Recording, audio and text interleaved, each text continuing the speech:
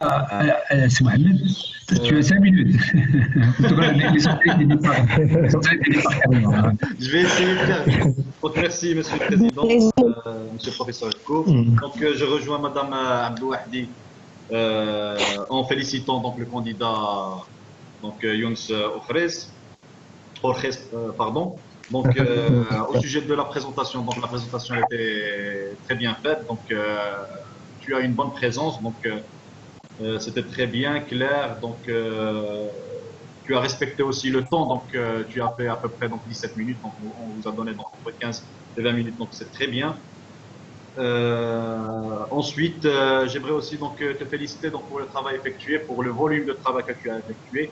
Donc, tu ne t'es pas contenté seulement, malgré les circonstances, à faire un travail donc bibliographique, mais tu as bien travaillé donc au niveau expérimental. Donc, tu as mis donc la main dans la pâte et tu as bien donc travaillé au niveau expérimental, manipulation. Donc avec toutes les circonstances bien sûr donc du Covid-19, c'était très, très difficile donc de faire quelque chose. Donc j'aimerais aussi féliciter donc tes encadrants qui ont fait l'effort aussi avec toi, qui t'ont aidé pour que tu puisses donc faire ce travail et tout spécialement donc à ton encadrant c'est Rachid Efko. Donc, je sais que c'est pas facile donc de travailler à distance. C'est pour ça que donc j'aimerais mettre le point sur ça. Merci. D'un autre côté, donc je suis un petit peu déçu parce que je te connais comme étudiant.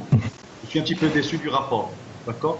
Je te connais et je connaissais Rachid Hekko aussi. Donc Rachid Hekko, en général, donc si on regarde son archive, on va voir que ses mémoires, ils sont excellents.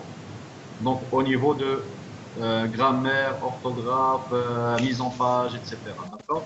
Donc, sur ce rapport, donc j'ai remarqué que, comme Madame Abdouhaki l'avait déjà souligné, je ne vais pas revenir sur ça. Donc, il y a beaucoup de fautes d'orthographe et de grammaire, donc il faut un petit peu donc corriger. Et d'un autre côté, même la mise en page, donc il y a quelques problèmes. D'accord. Donc, j'ai détecté quelques problèmes au niveau de la mise en page, tels que donc différentes tailles donc de texte des fois. Je peux te donner des exemples, donc, comme la page 52 et la page 53, donc les titres, tu as les essais 3 et 4. Donc rapidement, donc, tu n'as pas besoin d'aller directement sur le rapport, d'accord? Je vais te donner donc, les pages pour une idée. En général, donc, les phrases commencent par une majuscule et terminent par un point. Les paragraphes donc, devraient être tous justifiés. Donc tu as plusieurs pages où le paragraphe donc, il est sous forme donc, à gauche. Donc page 3, page 36, page 39, page 41, page 46, etc. Et ça continue. Au niveau du sommaire, donc tu as oublié de mettre au niveau du sommaire l'introduction générale et son numéro de page et la conclusion générale et son numéro de page. Donc c'est important de les introduire. Donc, et en plus, donc les références. Les références, donc ça c'est général. Ce n'est pas seulement toi, mais en général tous les étudiants, que ce soit master ou bien les étudiants, les ingénieurs, ils ont beaucoup de problèmes au niveau des références. Que ce soit la manière dont de les écrire ou bien de prendre les références. J'ai vu que tu as pris beaucoup de références de blogs. Futura Science, c'est un blog. Ce sont les gens qui mettent là-bas donc, les informations qu'ils ont. D'accord? Il peut être un spécialiste, il peut être donc, une personne donc, quelconque. D'accord? Donc ce n'est pas une référence qui est fiable. Donc tu ne peux pas prendre ça, et en plus tu les as pris donc, du copier-coller. Donc j'ai vérifié un petit peu sur internet et j'ai vu que c'était du copier-coller. D'accord? Donc je vais te donner donc une chance pour te défendre à ce niveau. Qu'est-ce qui s'est passé? Est-ce que le courant n'est pas passé entre toi et Rachid Hekko, donc avec le travail à distance? Est-ce que ces consignes, donc tu n'as pas pu comprendre ces consignes, ou bien qu'est-ce qui s'est passé pour ne pas donc, prendre en considération les consignes pour mettre donc, la mise en page d'une manière qui soit plus jolie. Donc à la hauteur, je vais dire, de la présentation, parce que la présentation, elle est bien. Donc qu'est-ce qui s'est passé? Quel est le problème? Parce que maintenant, c'est une expérience nouvelle, d'accord? Donc l'enseignement à distance, le travail à distance, c'est une nouvelle expérience. Peut-être que ça, c'est là où il y a la faille, d'accord? Je ne sais pas, je suis en train de donner un exemple, mais je ne sais pas si c'est... Exactement, donc c'est là où il y a le problème. Donc l'enseignement à distance est un peu compliqué. Donc parfois j'arrive pas à comprendre certaines notes. Donc je fais le maximum donc pour faire tout ce qu'il m'a demandé. Donc Mais par la suite, donc, il y a toujours des choses qui m'échappent. Donc, c'est pas la même chose quand que tu es face à votre encadrant et que tu manipules et tout ça. Donc, c'est pas la même chose. Donc, j'ai trouvé surtout donc ici dans cette et à Aulus, ici, donc il y a un petit peu de problème de connexion et tout ça. Donc, parfois, j'arrive pas bien à saisir les messages. D'accord. Donc, c'est pour ça que donc, j'ai posé parce que moi, je te connais. D'accord? Donc, Ouais. moi, j'ai dit que je le connais. Donc, c'est un ami, c'est un collègue depuis des années. Et j'ai vu donc ses thèses. Je sais qu'il prend bien soin de ces choses-là. D'accord? Donc, c'est pour ça que je ne peux pas douter de mon collègue. Et en plus, d'un autre côté, Alors, Nadia, oui.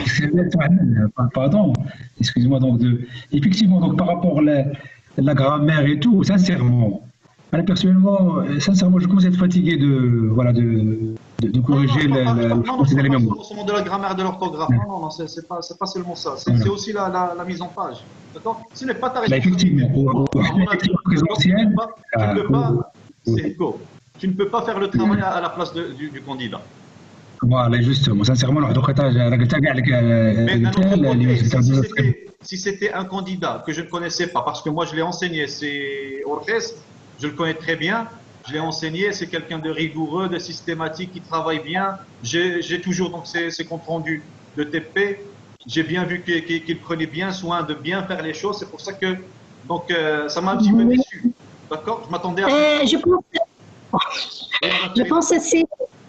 pense que c'est Mohamed. Oui. Je pense que c'est parce qu'il avait beaucoup de matière aussi, beaucoup de données. Donc, peut-être elle ne s'est pas faciliter la tâche non plus. Oui, peut-être, oui, oui. Non.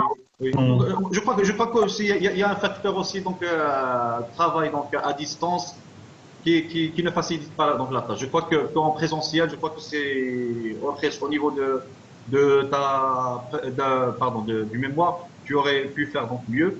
Donc ça ne veut pas dire que c'est mauvais, d'accord? Donc les critiques, elles sont constructives. Les critiques, elles sont pour que tu puisses donc remédier à ces petits problèmes, pour que tu aies un rapport qui soit donc à la hauteur. Au moment où tu veux donc postuler par exemple pour un job, tu peux toujours donc leur donner ton mémoire et il est dans l'état donc quasiment parfait. D'accord? Donc la critique, ça ne veut pas dire que ce que tu as fait c'est mauvais, d'accord? Donc on a commencé par des félicitations. Donc tu sais que le travail que tu as effectué, on sait que tu as mis beaucoup d'efforts donc à ce niveau, d'accord? D'autre part, donc, rapidement, donc, quelques questions parce que Madame Abdouahdi, elle a déjà touché donc, toutes les parties que je voulais, dans lesquelles je voulais poser des questions. Donc, j'ai quelques doutes. Par exemple, donc, pour la page 44 du rapport, tu parles d'analyse chimique par diffraction des rayons X. D'accord? Est-ce que c'est vraiment la diffraction des rayons X à ce niveau? Parce que moi, au niveau de l'image, je vois que tu as donc une analyse donc élémentaire, page 44. Voilà. 47, pardon. Oui, 47. 47, oui. Donc, ouais.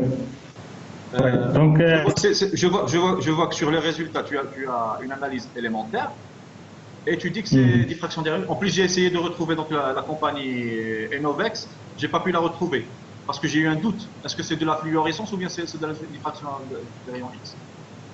non, il est écrit dans l'appareil, lorsque j'ai vu l'appareil, il est écrit sur l'appareil, donc par diffraction des rayons X. Il utilise les diffractions des rayons X pour déterminer le pourcentage des éléments. Donc c'est ça qui m'a... Et lorsque donc, je l'ai demandé... Donc, la diffraction des rayons X, c'est une technique, pour que tu le saches, je crois que tu le sais déjà, c'est une technique qui te permet de retrouver, donc c'est une analyse cristallographique, structurale. D'accord? Ce n'est pas une analyse élémentaire. D'accord? Est-ce que tu connais le principe de la diffraction des rayons X? Donc, quelle est la relation principale pour la diffraction des rayons X? Pour la détermination donc, de phase minéralogique donc, dans l'échantillon. Il y a une relation mais donc, pour qui est la relation sur laquelle... Oui, et lambda fois la relation de Bragg. Bragg, exactement. D'accord. Oui, elle se base sur le fait que tu as rayon incident donc de plan cristallographique. Et par le biais donc projetant bien, en lançant un rayon X, donc il y a diffraction, il y a selon différents angles. Donc ces angles te permettent, la relation de Bragg, de retrouver exactement la distance réticulaire et de là retrouver la structure cristalline, pas les éléments. D'accord. Donc ici, tu devrais demander quelle est l'analyse qui a été effectuée. Donc sur l'appareil, j'ai vu ils ont écrit l'analyse par diffraction des rayons X. Oui, mais est-ce que c'est vrai? Est-ce que c'est juste donc un ancien papier qui a été mis sur non, c'est pas le papier. C'est pas le papier. Donc il est écrit d'une manière très. C'est pas la fluorescence X? Hein? C'est pas la fluorescence? Non. Moi, j'ai un doute à ce niveau parce qu'en plus, tu mets analyse chimique, donc c'est pratiquement impossible de le faire avec de la diffraction, sauf si elle est complémentée par une autre technique. D'accord? Donc, je ne sais pas. Donc, ici, il y a un doute. Ensuite, j'aimerais te demander, que veut dire donc le D80? D80, D25, D75? Oui, il est expliqué donc dans le rapport. Donc, c'est le D80, c'est le pourcentage. Le D25 ou la D75? Oui. Donc, par exemple, pour le D80, c'est 40%, 80% de passants donc, de l'échantillon. Donc, il a une telle granulométrie, 80%. Donc, de l'échantillon devrait avoir une taille il a une taille de... D'accord. Et le reste peut-être donc et le reste en dessus, oui. C'est bien. J'aimerais revenir sur le diagramme d'Ishikawa, donc sur la présentation, s'il te plaît.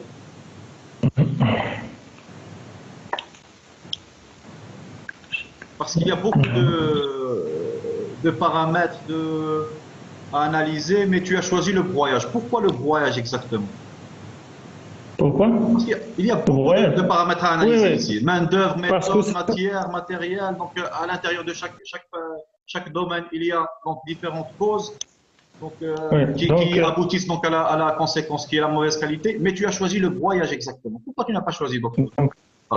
En fait, c'est pas moi qui a choisi le broyage. Donc, ils ont un problème au niveau du broyage. Donc, ils ont su, donc, pour la flottation, donc c'est un peu.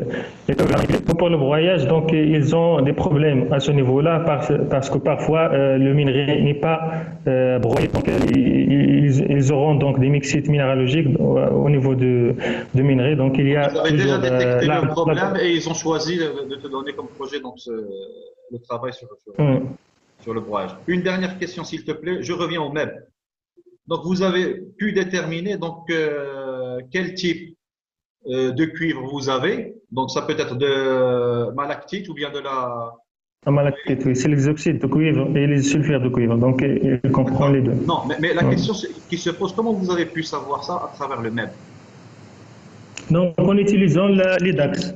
En utilisant l'IDAX. Voici, c'est montré dans le rapport. Parce que le MEB tout seul ne va pas permettre donc de... Et les DAX, est-ce que les DAX tout seul va permettre ça? Non. Non. C'est à l'UC.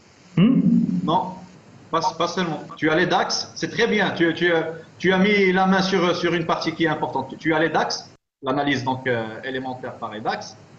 Tu as le MEB, donc l'image. Il te manque un autre paramètre. Parce que j'ai dit que c'est pas moi qui a fait il faut le savoir, hein. Non, c'est pas question, c'est pas moi ou bien, non. Il faut savoir, quand tu as pris donc une image, même si c'est d'une référence, tu devrais le savoir. Donc, pour complémenter l'étude, tu as besoin de la diffraction des rayons X. C'est la diffraction des rayons X qui te permet de savoir la structure. D'après la structure, donc, tu connais ton composé. D'accord? Donc, tu as les trois.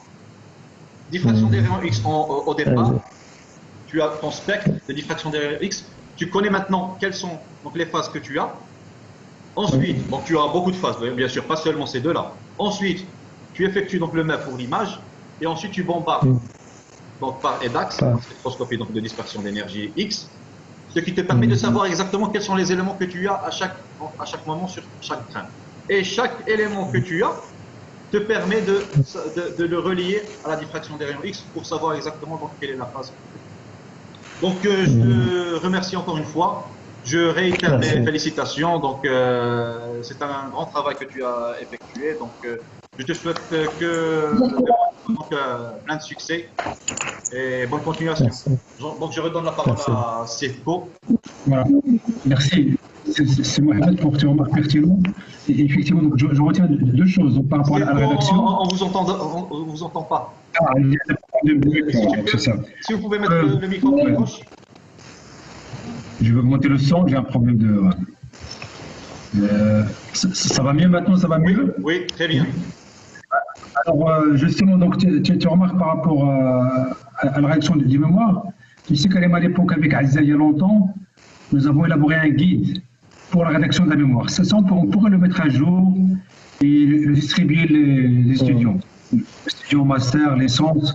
Comme ça va éviter d'abord de déborder au niveau du nombre de pages. En plus, donc, de respecter un template que nous allons définir ensemble.